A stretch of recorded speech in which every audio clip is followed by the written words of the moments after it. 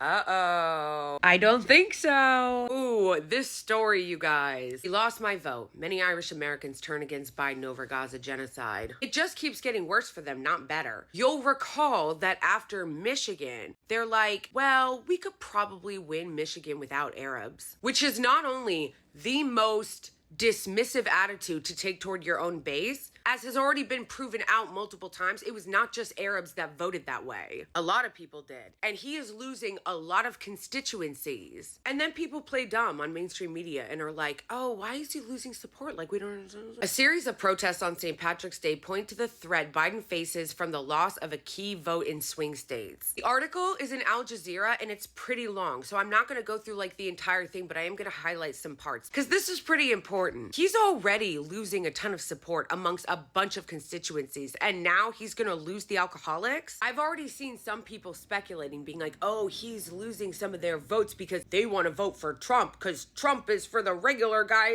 Get the fuck out of here. All of you guys are just ignoring the data. This particular constituency that is now organizing against Joe Biden has explicitly said it is because of Gaza. A lot of right-wingers are gonna come in here and try to convince you that these people are moving over to Trump. No, every single one of these constituencies that have been interviewed have said they are just going to not vote at the top of the ticket. Everyone who knows what's going on knows that Trump would be just as bad, if not worse, than Biden on this. He recently said as much in a Fox News interview. So don't let anyone try to gaslight you into thinking that if you withhold your vote for Biden because of the genocide, that you should give that to Trump. No.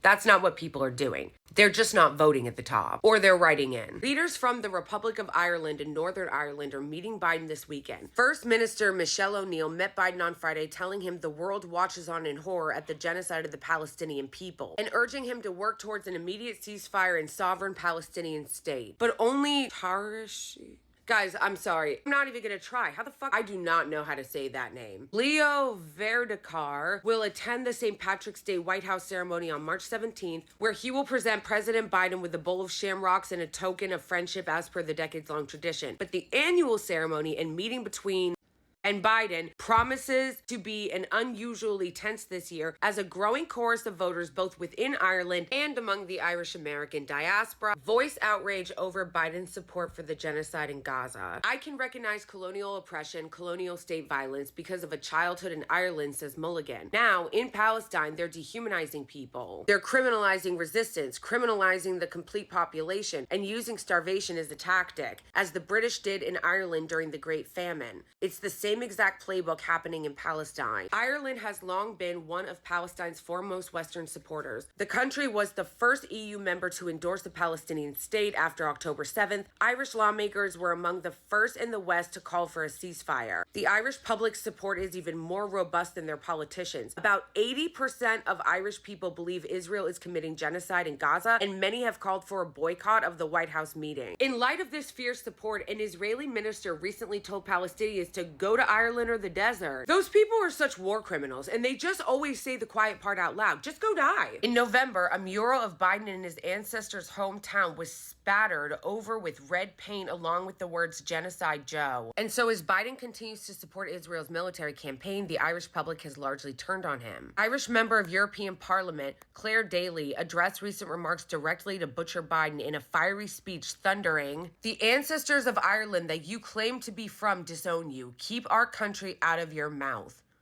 Damn. So now Biden and Harris are trying to create a Irish Americans for Biden-Harris 2024 kickoff. The same shit that they already tried to do with Black Americans and with Arab Americans, and it doesn't seem to be working, bro. Instead of trying to do bullshit PR, you could just stop the genocide. But no, they don't want to stop the genocide. They just want to do more shitty PR, and they're not even good at PR. In an Irish American for Biden-Harris 2024 campaign kickoff meeting on Friday, Biden told attendees that he needed Irish Americans to win in November. The swing states of New Hampshire, Maine, and Pennsylvania have the most Americans of Irish descent in the country. Bro, you need a lot of people to win in November, including the Irish American population, including at least a sizable portion of Latinos, including Black Americans, including Arab Americans, including young Americans. And you are now starting to lose all of them. Do you guys not understand?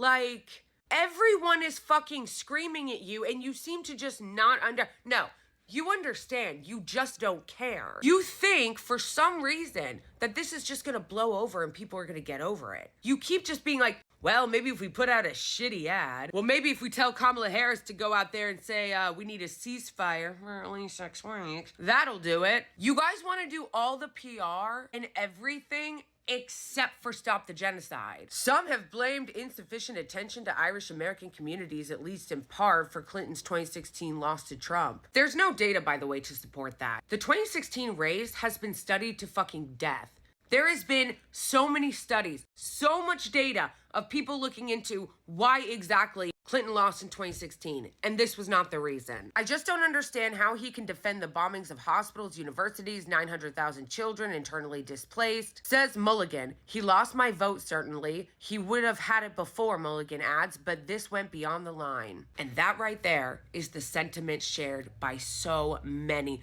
Remember, as you ignore your base, the Republicans do not need to win the popular vote to win. They only need to win the Electoral College. And when you start to look at every vote that he is losing, young people, a sizable portion of Black Americans, sizable portion of Latinos, and the Arab American vote, you add all of that shit up, no, bro, you're done. You are done. People from all of these constituencies have made clear why Biden is losing their support, but he chooses to ignore them because, again, Democrats have no respect for their base. None. They don't care what you want. That's why, within seconds of the Israeli lobby telling them to ban TikTok, bill on the floor, bill passing. But when it comes to the hundreds of thousands, if not millions of people protesting across the country saying ceasefire now, he just ignores them. And that's fine. You want to play games? You want to ignore it? All right, we'll see how that works out for you in November. Happy St. Patrick's Day, bitch.